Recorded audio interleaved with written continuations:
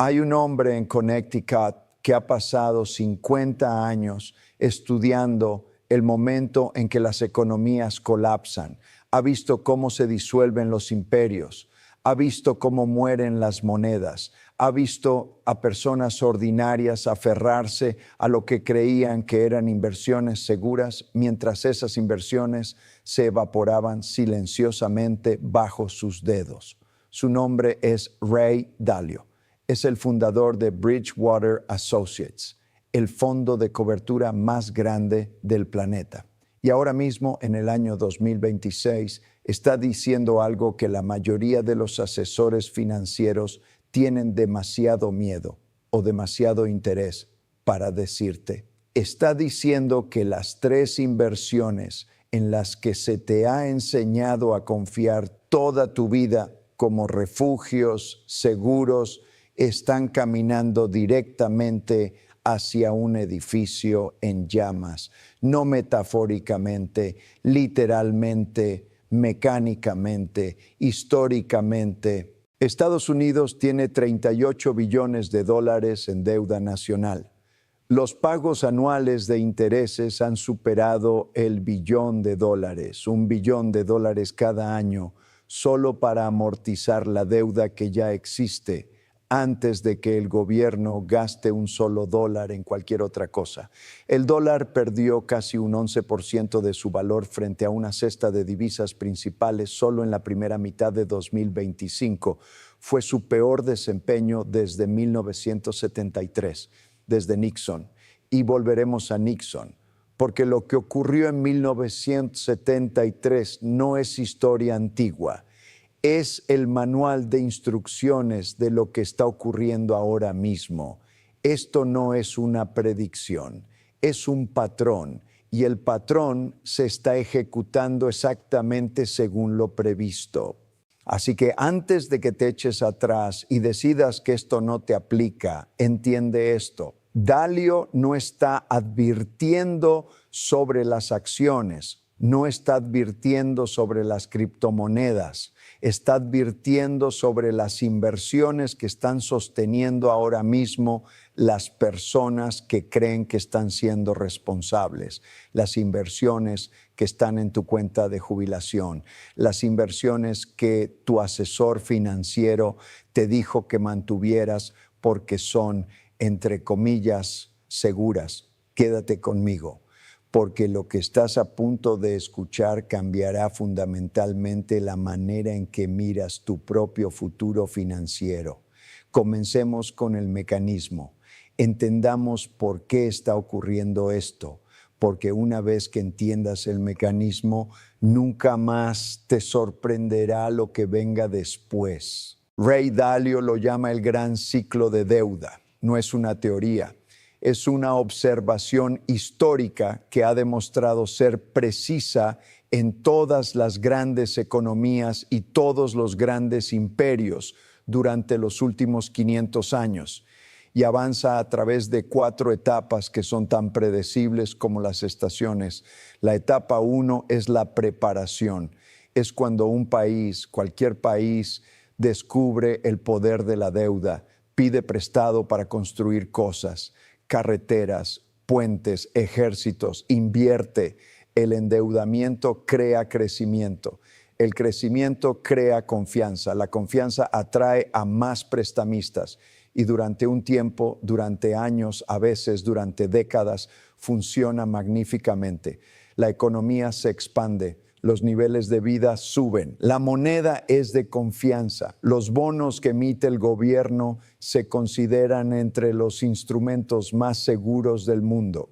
La etapa 2 es la expansión. Aquí es donde el endeudamiento deja de ser principalmente productivo y comienza a volverse habitual. El gobierno se endeuda no solo para invertir, sino para mantener el estilo de vida que ha prometido a sus ciudadanos. Se endeuda para pagar programas sociales, para financiar operaciones militares, para ganar elecciones y, críticamente, se endeuda para pagar los intereses de la deuda que ya tiene. La deuda crece más rápido que la economía. La relación deuda-ingreso nacional supera niveles peligrosos, pero porque la moneda todavía es de confianza, porque los bonos todavía atraen compradores, porque el sistema todavía funciona, las señales de advertencia son ignoradas, descartadas como alarmismo, ridiculizadas como pensamiento marginal. La etapa 3 es la crisis. Aquí es cuando las matemáticas dejan de ser ignorables. Los pagos del servicio de la deuda, solo los intereses, comienzan a consumir una parte significativa de todo el presupuesto nacional. Cada vez es más difícil encontrar nuevos compradores para la deuda. Para atraerlos, los rendimientos deben subir, pero rendimientos más altos significan costos de endeudamiento más altos para toda la economía. Los negocios se desaceleran, el mercado inmobiliario se paraliza y el gobierno se enfrenta a una elección imposible: dejar de gastar, subir los impuestos hasta que la economía sangre o imprimir dinero. La historia nos dice, casi sin excepción, qué elección se toma. La etapa 4 es el desenlace inevitable. Comienza la impresión. La moneda es degradada. La inflación sube no como un accidente, sino como una política, a veces abiertamente, a veces disfrazada. Y en este entorno, 3 categorías de inversión que se consideraban seguras, los bonos del gobierno, el efectivo y los instrumentos de renta fija, son destruidas sistemáticamente, no en un colapso dramático, no en un solo día, silenciosamente, gradualmente, implacablemente. El inversor tiene un bono que paga un 5% anual mientras la inflación corre al 9%. Se siente seguro. Está perdiendo el 4% de su riqueza real cada 12 meses y no lo nota hasta que es demasiado tarde, mucho demasiado tarde. Ese es el mecanismo, esa es la máquina. Ahora observémosla funcionar. Volvamos a Alemania. El año es 1919. La Primera Guerra Mundial acaba de terminar y Alemania está sepultada bajo el peso del Tratado de Versalles, obligada a pagar reparaciones que no puede costear. ¿Qué hace el gobierno alemán? Lo que hace cualquier gobierno en la etapa 3, imprime. Al principio la inflación es molesta pero manejable. La gente se queja, se adapta, los economistas debaten, los políticos prometen reformas y luego la impresión se acelera. Para 1921 los precios están subiendo a tasas que nadie consideraba posibles. Para 1923 una hogaza de pan cuesta más marcos de lo que valía una fábrica entera 5 años antes. El marco alemán, en otro tiempo una moneda global respetada, se convirtió en papel sin valor. ¿Y quiénes sufrieron más? No los industriales alemanes que habían pedido prestado cantidades enormes en marcos. Ellos pagaron sus deudas con moneda que no costaba casi nada. No los propietarios de tierras cuyos activos reales conservaron su valor. Las personas que más sufrieron fueron las que tenían ahorros en efectivo, las personas que tenían bonos del gobierno alemán, las personas que habían hecho exactamente lo que el establishment financiero les dijo que era prudente y responsable. El patrón ya está en movimiento. Pregúntate, ¿qué les dijeron a esos ciudadanos alemanes en 1920? Les dijeron que sus bonos eran seguros. Les dijeron que el Banco Central tenía todo bajo control. Les dijeron que Alemania era demasiado importante económicamente para fracasar. ¿Algo de eso te suena familiar? Avancemos rápido. El año es 1965. Estados Unidos, bajo Lyndon Johnson, está intentando financiar 2 programas enormemente costosos simultáneamente: la iniciativa de gasto doméstico de la Gran Sociedad y la guerra de Vietnam. América está en plena etapa 2. La deuda crece. El dólar todavía está vinculado al oro bajo el sistema de Bretton Woods, lo que significa que teóricamente hay un límite en cuánto dinero puede crearse, pero el límite es inconveniente y los límites inconvenientes tienen la costumbre de desaparecer. En 1971, Richard Nixon pone fin a la convertibilidad del dólar al oro completamente. En un único anuncio televisado un domingo por la noche, se desmantela la arquitectura financiera de todo el mundo de posguerra. El dólar se convierte en lo que se llama una moneda fiduciaria, respaldada por nada más que la confianza y el poder militar y económico de los Estados Unidos. Casi de inmediato, la inflación erupciona. Para 1974, la inflación de precios al consumidor en América alcanza el 11%. Para 1979 y 1980 toca el 13 y el 14%. ¿Y qué les pasó a las personas que tenían bonos del gobierno a largo plazo durante esa década? ¿Qué les pasó a las personas que tenían efectivo en cuentas de ahorros ganando 4 o 5%? Fueron sistemáticamente empobrecidas por la inflación. Los retornos reales fueron profundamente negativos durante años. Los años 70 no fueron un colapso de la bolsa en el sentido tradicional. Fueron una confiscación lenta y agotadora de riqueza de las personas que más confiaron en el sistema. Y nuevamente, los más golpeados no fueron especuladores temerarios. Fueron los ahorradores cautelosos y responsables que habían hecho todo bien. Todo lo que sus asesores financieros les dijeron que hicieran, verificado, confirmado, irrefutable. Ahora miremos a Japón, porque Japón no es una curiosidad histórica distante. Japón es un avance de la película que América está viendo ahora mismo con su propio nombre en el cartel. En los años 80, Japón era la economía más admirada de la Tierra, parecía imparable. Los precios de los terrenos en Tokio estaban tan elevados que los terrenos del Palacio Imperial valían teóricamente más que todos los bienes raíces de California. Las empresas japonesas compraban monumentos americanos. Los bonos japoneses se consideraban entre los más seguros del mundo. Y entonces la burbuja estalló, no de golpe, lentamente. Y lo que Japón eligió hacer en respuesta creó la estagnación económica más larga en la historia industrial moderna. Los tipos de interés se recortaron a cero y se mantuvieron ahí. El Banco Central comenzó a comprar bonos del gobierno a una escala masiva para suprimir artificialmente los rendimientos. Y Japón tropezó con lo que los economistas llaman control de la curva de rendimiento, donde el gobierno esencialmente decide cuáles serán los tipos de interés independientemente de lo que el mercado realmente quiera pagar. Durante 30 años, los bonos del gobierno japonés pagaron casi nada. Los inversores que los tenían no fueron arrasados en un solo día, fueron lentamente drenados, su poder adquisitivo silenciosamente reducido con cada año que pasaba. El índice Nikkei no volvió a su pico de 1989 hasta 2024, 35 años. Imagina comprar lo que te dijeron que era el activo más seguro posible en el país, más seguro posible, y esperar 35 años solo para recuperar el equilibrio en términos nominales, sin tener en cuenta la inflación, sin tener en cuenta lo que tu dinero podría haber estado haciendo. El patrón es el mismo.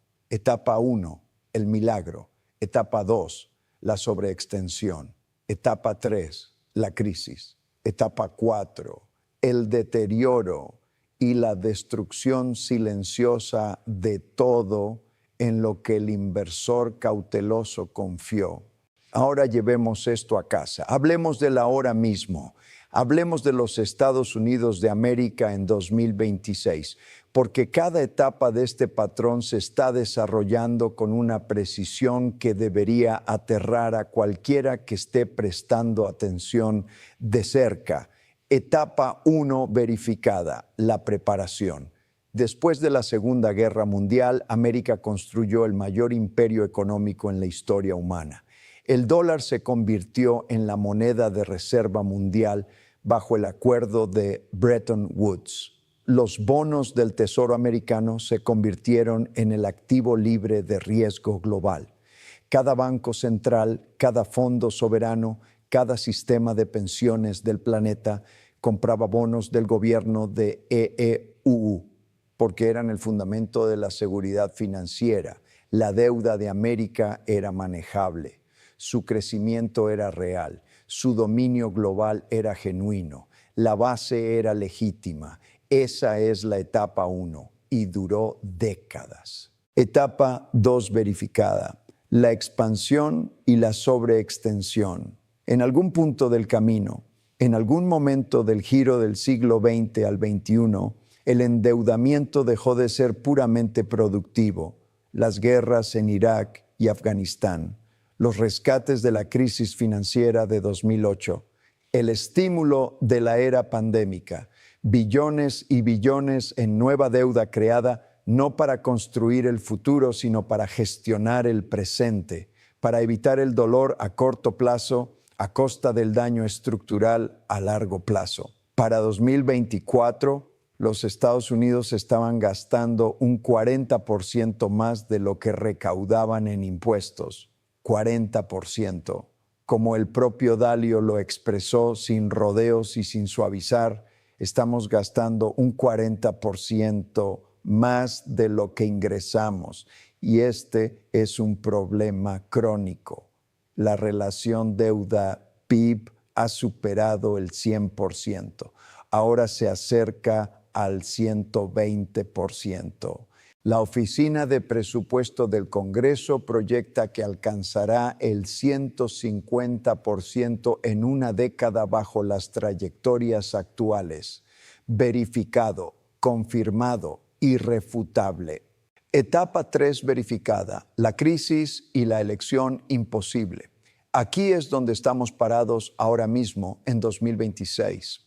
El gobierno de los Estados Unidos debe aproximadamente $9 billones en deuda del Tesoro que debe ser renovada, refinanciada en el corto plazo. $9 billones. Eso significa que el Tesoro debe encontrar compradores para $9 billones en bonos.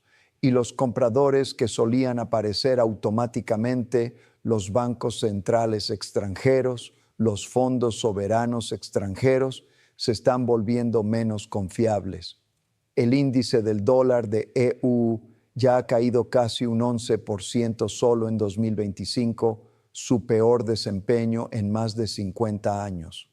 Los inversores extranjeros vieron cómo los activos en dólares se reducían en términos reales y comenzaron a hacerse la incómoda pregunta: ¿por qué estamos prestando a un país que nos va a devolver en moneda que vale menos de lo que prestamos? La demanda se está debilitando, la oferta está creciendo. Y para atraer compradores reacios, los rendimientos deben subir. Pero aquí está la trampa. Los rendimientos más altos significan costos de deuda más altos. Y los costos de deuda más altos significan aún más endeudamiento, lo que significa aún más bonos a vender, lo que significa que los rendimientos deben subir aún más. Esto es lo que Dalio llama la espiral mortal de la deuda, y su atracción gravitacional ya se está sintiendo. Mientras tanto, la Reserva Federal está bajo una presión política extraordinaria. Dalio ha advertido explícitamente que si la Fed se deja influenciar políticamente, si mantiene los tipos artificialmente bajos para aliviar el dolor de endeudamiento del gobierno, desencadenará lo que él llama un deterioro poco saludable del valor del dinero. Esa es una manera cortés y medida de decir algo catastrófico. Y Dalio elige sus palabras con precisión quirúrgica: verificado, confirmado, irrefutable. Ahora aquí está la pregunta crítica, la pregunta que cada espectador de este canal necesita responder por sí mismo. ¿Qué sucede en la etapa 4? ¿Qué hace el gobierno cuando no puede recortar el gasto sin desencadenar una revuelta? No puede subir los impuestos sin matar la economía y no puede encontrar suficientes compradores dispuestos para su deuda. Hace lo que hizo Alemania, lo que hizo Gran Bretaña en los años de posguerra, lo que Japón ha estado haciendo durante 3 décadas. Crea dinero, compra su propia deuda, suprime los tipos de interés reales. Y los inversores que tienen lo que les dijeron que eran activos seguros son los que pagan el precio, con su patrimonio, con sus años de ahorro, con su futuro. ¿Cuáles son esas 3 inversiones? La primera es los bonos del gobierno de larga duración. Seamos precisos sobre esto. No estamos hablando de todos los bonos en todas las circunstancias.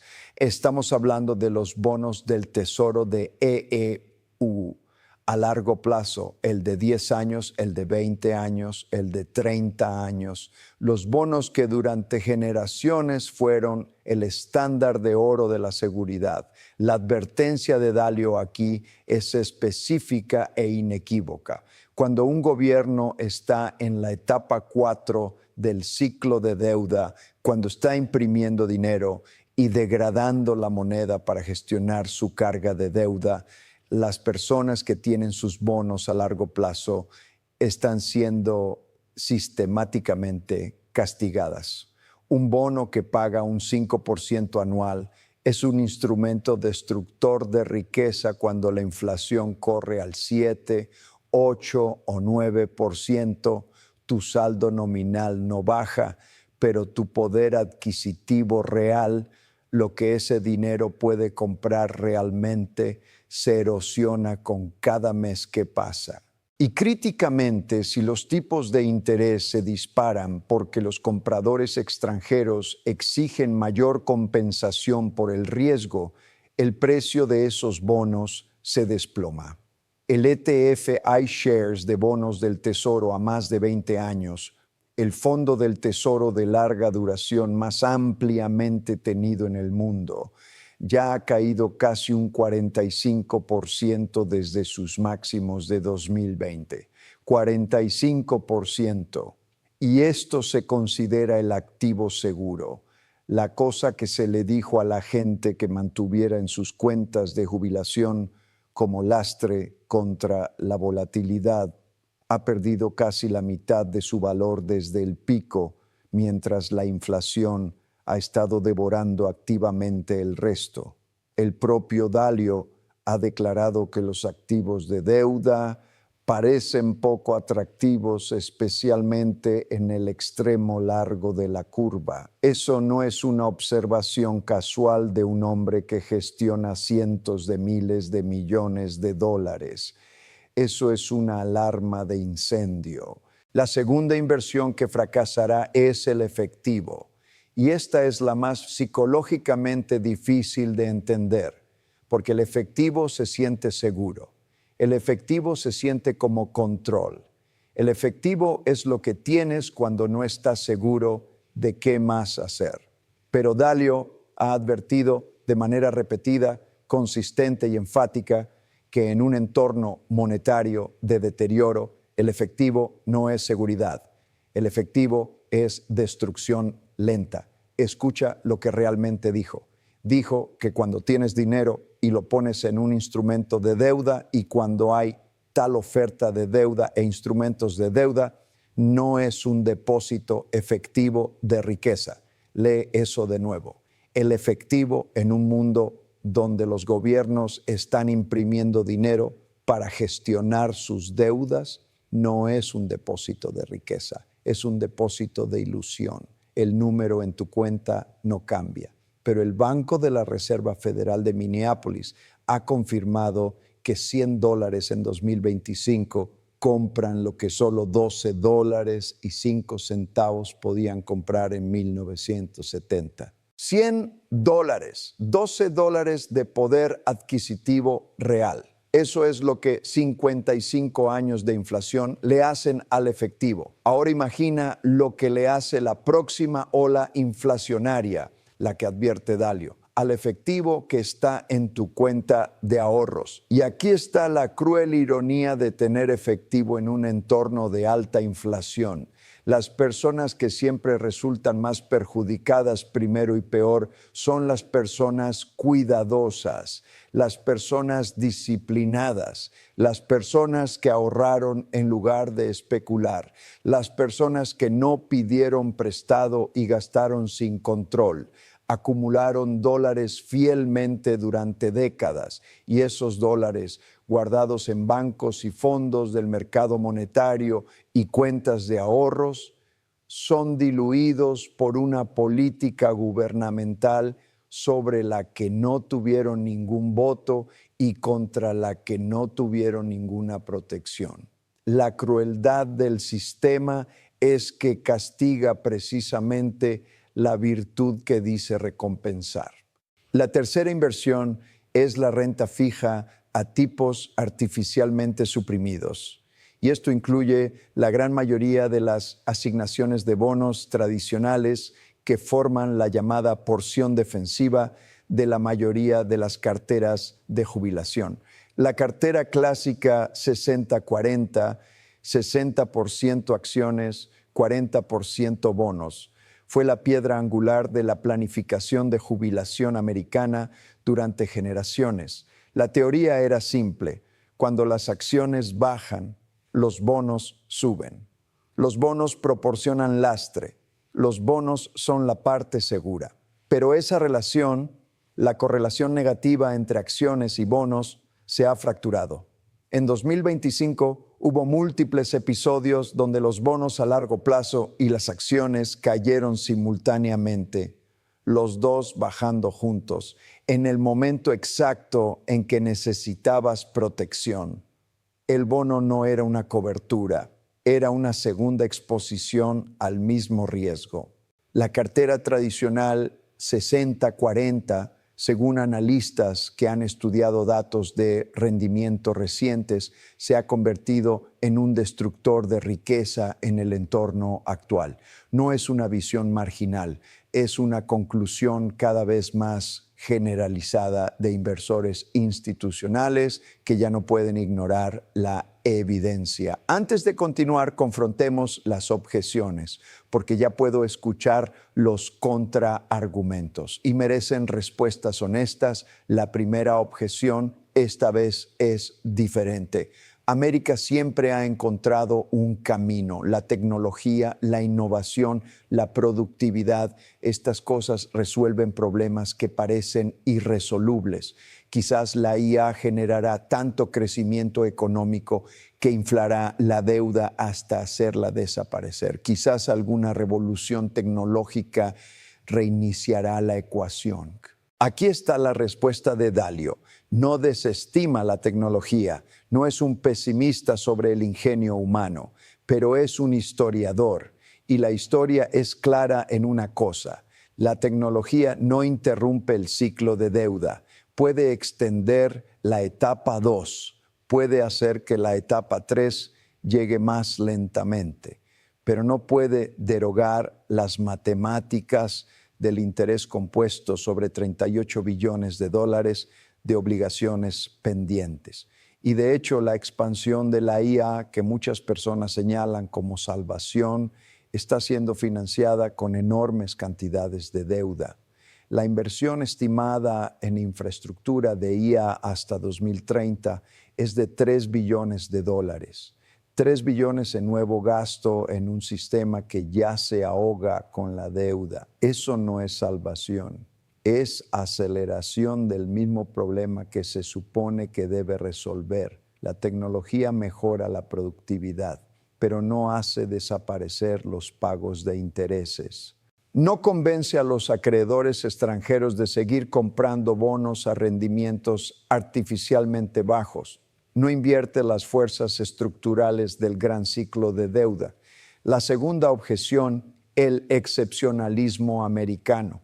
El dólar es la moneda de reserva global. Nada lo reemplaza. Otros países están peor. El capital siempre vuelve a América. Y aquí es donde los datos se vuelven genuinamente incómodos para cualquiera que quiera aferrarse a esa creencia. La compra extranjera de valores del Tesoro de EEU ha disminuido significativamente desde 2021. Los bancos centrales de todo el mundo, desde China hasta economías de mercados emergentes hasta soberanos europeos, han estado diversificando silenciosamente sus tenencias de activos denominados en dólares. El oro ha superado los $4,500 por onza. Los bancos centrales globalmente han estado acumulando oro a tasas no vistas en décadas.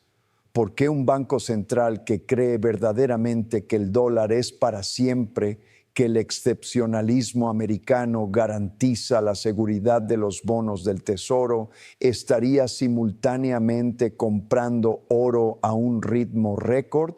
La respuesta es que no lo creen. Y cuando las instituciones que se supone que son los compradores más confiables de la deuda americana comienzan a cubrirse contra ella, esa es la señal. Ese es el canario en la mina de carbón quedándose muy, muy silencioso.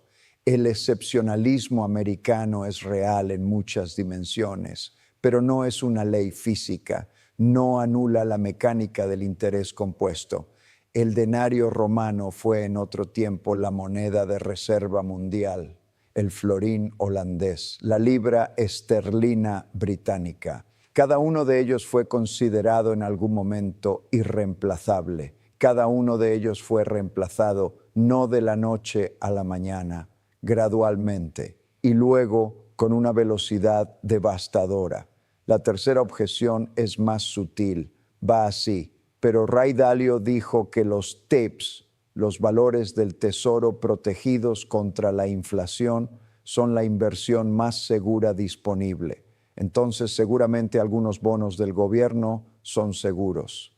Esta requiere precisión. Sí, Dalio ha dicho que los bonos indexados a la inflación, cuyo valor principal se ajusta con la inflación, están actualmente entre las posiciones de renta fija más defendibles. Los llamó la inversión más segura que puedes conseguir ahora mismo. Pero esa afirmación viene envuelta en un enorme contexto que la mayoría de las personas se pierden. La hizo como una comparación relativa en un mundo donde todos los activos en papel enfrentan presión. Y críticamente, los TIPS todavía conllevan riesgo de tipos de interés. Todavía conllevan el riesgo de que un colapso fiscal altere los términos. Y todavía requieren confianza en la medición oficial de la inflación del gobierno, que el propio Dalio ha señalado repetidamente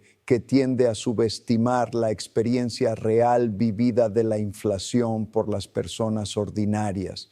Los TIPS son menos peligrosos que los bonos convencionales de larga duración en un entorno de inflación creciente. Eso es muy diferente a decir que son verdaderamente seguros. En un mundo donde Dalio aboga por mantener entre el 10 y el 15% de tu cartera en oro físico, el único activo que no es el pasivo de nadie, ese es el verdadero punto de referencia de seguridad que está describiendo. Entonces, ¿qué debes hacer? El primer conocimiento es dejar de medir tu riqueza en términos nominales. Este es el consejo más importante y más ignorado de Dalio. El número en tu cuenta no significa casi nada. Lo que importa es lo que ese número puede comprar. En un mundo de inflación creciente y deterioro de la moneda, una cartera que muestra ganancias nominales del 5%, pero sufre una inflación real del 7%, ha perdido el 2% de su riqueza real. Comienza a preguntarte no cuánto valen tus inversiones en dólares, pregúntate cuánto valen en poder adquisitivo, en equivalentes de oro, en bienes reales.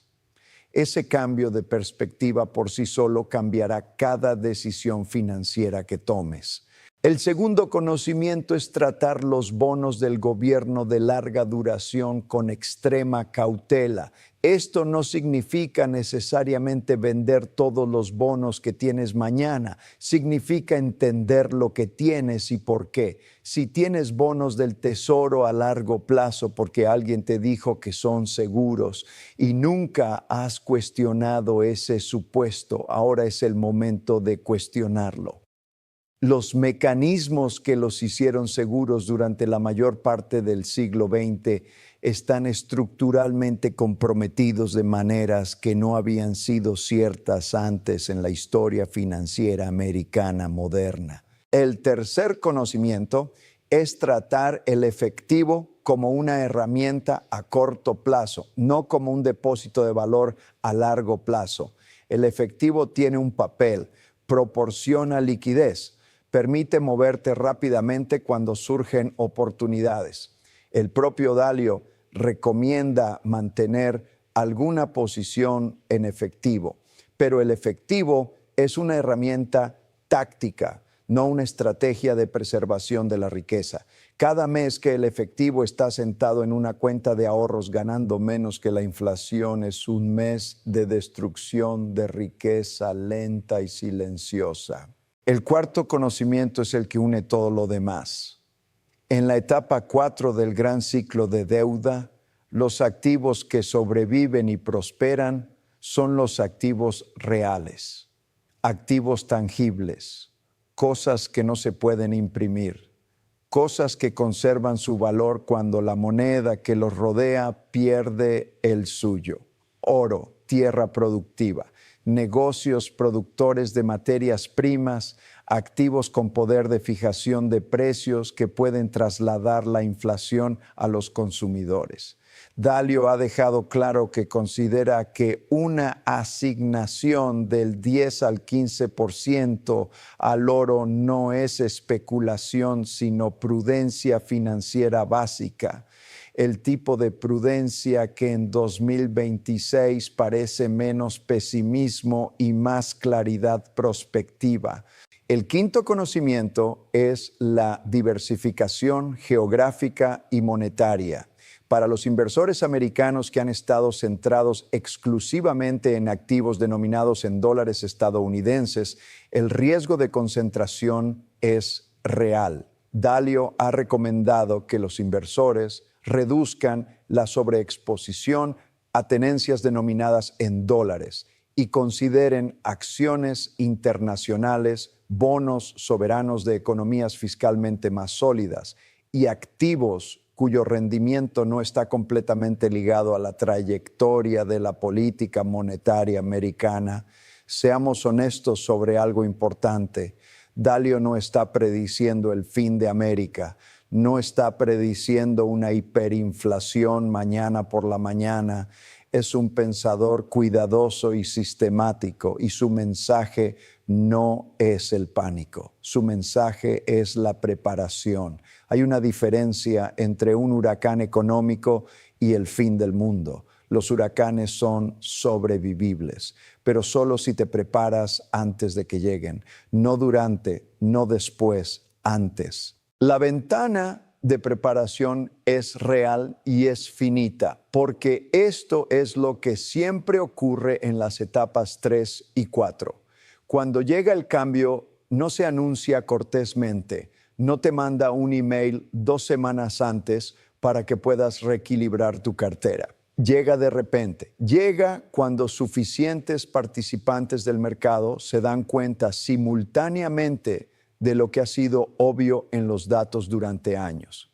Y luego la revaloración es violenta. Los rendimientos de los bonos se disparan en días. Los valores de las monedas cambian en horas. Las personas que se prepararon, que entendieron el patrón, que se reposicionaron antes del evento, experimentan volatilidad pero emergen intactas. las personas que todavía tenían lo que les dijeron que era seguro, porque siempre había sido seguro, porque esta vez seguramente era diferente, esas personas no obtienen otra oportunidad de reposicionarse después del evento. El daño está hecho y es permanente. La historia no se repite exactamente, pero rima.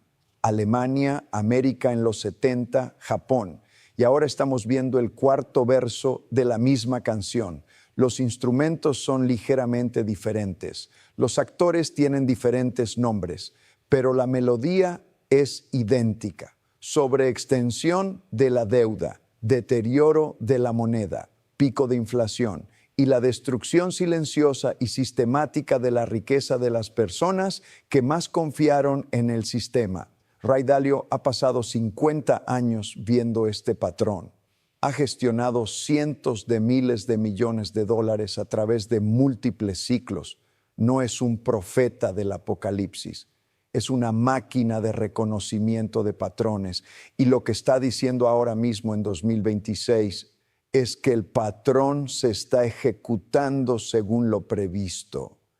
Que las tres inversiones que la mayoría de las personas creen que son sus tenencias más seguras están posicionadas directamente en el camino de lo que viene a continuación. La pregunta no es si Dalio tiene razón. Ha sido consistente durante años y cada dato confirma la trayectoria. La pregunta es, ¿qué haces con la información? Porque las personas que entendieron los mecanismos en Alemania en 1920 y salieron de los marcos y entraron en activos reales no fueron destruidas por la hiperinflación. Las personas que entendieron la dinámica de los 70 y mantuvieron materias primas y activos reales a través del shock de Nixon construyeron riqueza generacional. Las personas que entendieron la trampa de Japón evitaron mantener bonos en yenes durante 30 años desperdiciados. El conocimiento del patrón es la protección.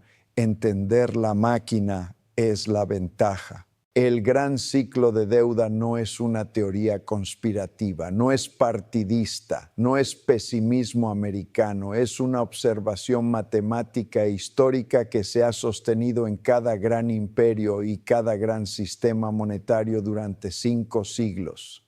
Es el patrón más rigurosamente documentado en la historia de la macroeconomía. Y en 2026 no estamos en la etapa 1, no estamos en la etapa 2, estamos en la etapa 3, mirando directamente hacia la etapa 4. Las 3 inversiones que fracasarán no están fracasando por mala suerte, están fracasando porque el sistema que las hizo seguras está cambiando, porque las dinámicas de oferta y demanda de la deuda pública de EEPU están cambiando, porque las presiones políticas sobre la Reserva Federal están creando exactamente las condiciones sobre las que Dalio advirtió, porque la caída del 11% del dólar en 2025 no fue una anomalía del mercado, fue una señal. Esta es la revelación sistémica. Esto es lo que muestra el patrón. No porque el mundo se esté acabando, sino porque el mundo está cambiando.